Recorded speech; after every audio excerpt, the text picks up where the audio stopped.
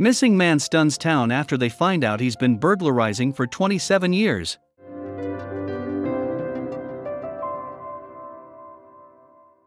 When a hermit emerged from the woods outside of Rome, Maine in April 2013, he claimed that he had been living in complete isolation for 27 years. In fact, he reported the only interaction he had with another human being was with a hiker back in the 1990s. However, the public and the police would soon realize that this was a lie. You won't believe this man's story. Despite the harsh winters that Maine endured, the hermit claimed he made it through them pretty much unscathed. His secret was pacing back and forth around his camp. Keeping a fire going during the harsh cold nights was also a key factor to his survival. According to the police officers that interviewed the hermit, he was quite articulate and intelligent. The man claimed he spent most of his time reading and meditating to combat the extended periods of extreme isolation. The hermit revealed his biggest inspiration came from the Romantics and Transcendentalists throughout history.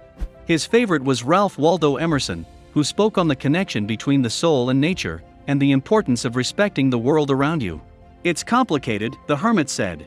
Solitude bestows an increase in something valuable. I can't dismiss that idea.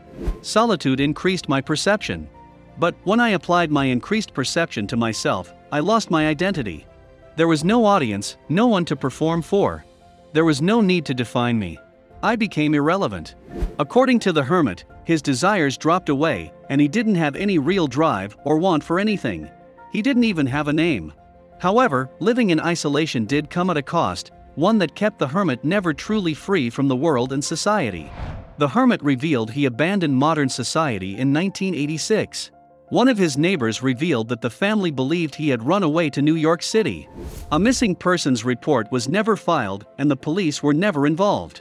The family just assumed he had left to follow his own path. At the time, the hermit had been 20 years old and working a dead-end job installing alarm systems in Boston.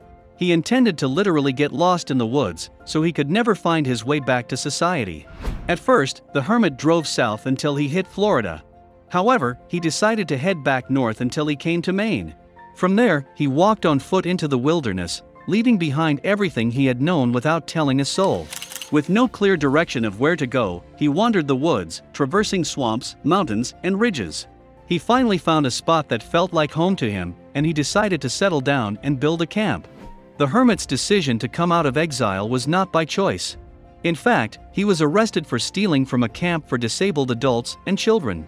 After being put in jail, the police headed to his campsite and began to dismantle it. What they found was shocking. The hermit was identified as 47-year-old Christopher Knight, and based on his mugshots he didn't look like a man who had been living in the woods for 27 years. He was clean-shaven and washed, although his glasses were from the 1980s. Apparently, this man was what the locals had called the North Pond Hermit, and he had been stealing from their camps and cabins for years. It's been a myth, this character, this folklore person who is known as the hermit, who we've all known about, this unknown suspect who moves around in society and burglarizes camps, State Game Warden Sergeant Terry Hughes told CNN. It was revealed that Knight was indeed a criminal. In fact, he could have been responsible for over 1,000 burglaries and break-ins in the Rome area for decades. It seemed he hadn't been living in total isolation after all. Despite Knight wanting to live a life away from people, his entire existence relied on society for survival. In his 27 years in the wild, Knight never tried to hunt, trap, or fish. Instead of learning survival basics, he chose to steal from others. Whether it was food, cooking equipment, shovels, or books, nothing was off limits to Knight in terms of stealing. The camp he built was protected by a tangle of thickets, and the police found several video game systems and a battery-powered TV as well. For someone wanting to shun modern technology, he sure stole a lot of it. According to Knight, his criminal career began when he had first entered the Rome woods. After not eating for nearly 10 days, he began to steal from homes near the woods. Corn, potatoes, and other vegetables from the garden were his go-to meal sources. Once Knight had settled into his camp, he began to search for local cabins and summer camps to steal from. He even watched the homes of a few permanent residents, realizing the security measures were pretty lax. Knight revealed that he thought the easiest way to get food was to raid the pantries of the local camps and people who lived in the area. He had no desire to take their personal valuables, just provisions that were necessary for him to survive. As the years passed, Knight perfected his skills for robbing the locals. He would spend time watching them and learning their routines. Then he would strike when they were not home. Knight also had an extensive toolkit for picking locks. He usually waited until nightfall to strike, using a stolen canoe for crossing the pond near his campsite. The darkness allowed him to get in and out without being detected. Every time, I was very conscious that I was doing wrong, Knight revealed. I took no pleasure in it, none at all. My adrenaline was spiking, my heart rate was soaring. My blood pressure was high. I was always scared when stealing. Always. I wanted it over as quickly as possible. According to the local game warden, the only reason that Knight was caught was due to the recent installation of surveillance technology at one of the local camps.